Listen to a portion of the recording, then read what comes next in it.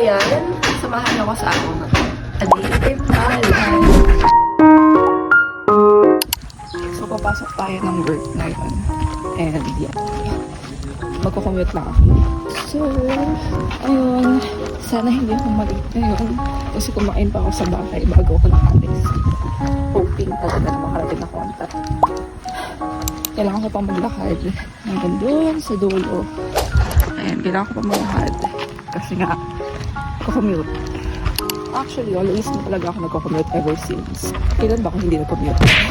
Malay nyo, soon hindi na ako magko-commute. Naka-ano na pala, naka-motor or porch.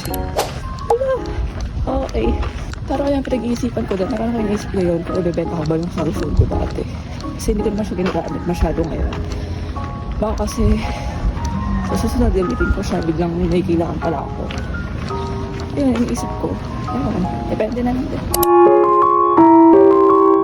So, diba, kahit mainit, di ko dadalhin pa, hindi ko ilalabas payong ko. Ayoko nainitan yung payong ko.